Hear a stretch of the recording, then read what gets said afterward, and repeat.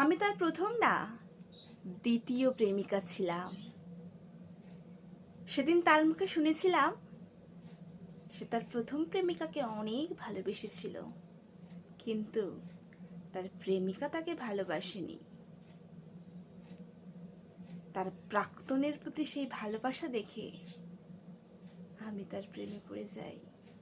মনে মনে ভাবলাম, যে তাকে কোনোদিন ভালোই বাসেনি, তাকে যদি সে এতটা ভালোবাসতে পারে, আমি যদি তাকে ভালোবাসি, সে আমায় কতই না ভালোবাসবে।